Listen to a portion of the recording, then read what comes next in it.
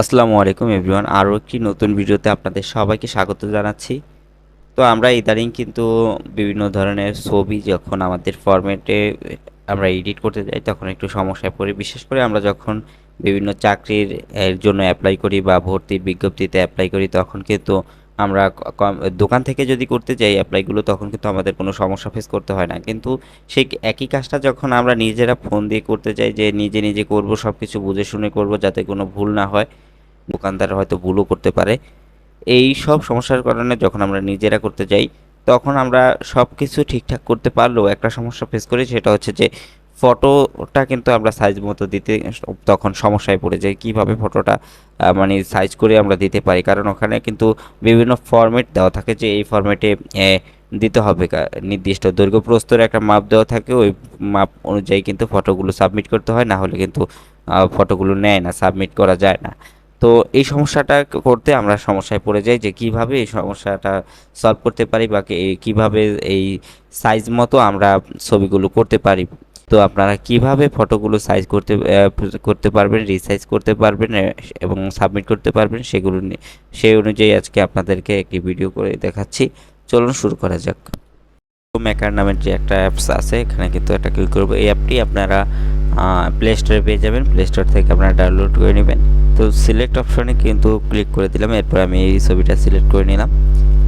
এখানে দেখেন কিন্তু ক্রপ অ্যান্ড সাইজ যে অপশনটা আছে উপরে, এটাকে ক্লিক করে দিলাম। এখন দেখেন যে এখানে সাইজটা আমরা এখানে 80 দিই এবং এখানে দেব 300। এবার দেখি কি হয়।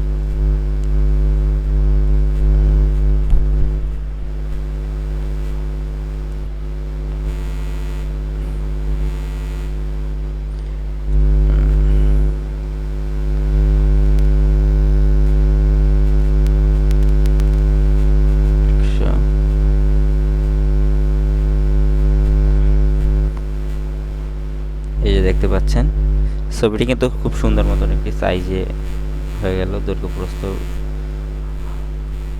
তো এইভাবে করে আপনারা কিন্তু করে নিতে পারবেন এখান থেকে। তো আপনাদেরকে আমি আরও একটি অ্যাপ দেখাবো, ফটো অ্যান্ড পিকচার রিসাইজ। এখান থেকে আপনারা যেটা করতে পারবেন,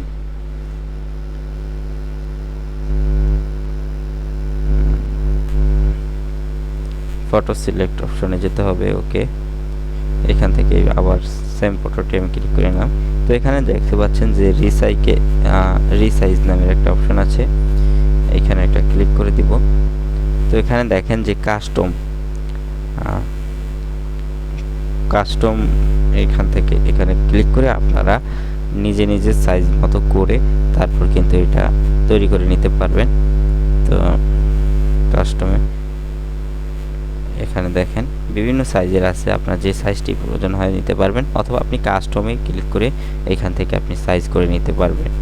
তো আমি যদি এখানে 80, যদি এখানে যদি 100 দিই, দেখেন সাইজ কিন্তু আমার হয়ে গেল। তো একটু রেজুলেশনটা একটু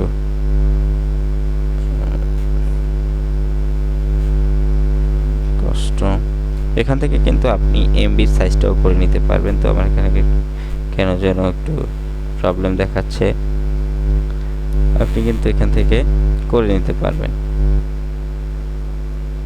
আপনি সুন্দর মতো করে দিতে পারবেন। সাইজ, ফটো যে সাইজটা সেটাও আপনি বাড়িয়ে কমিয়ে নিতে পারবেন।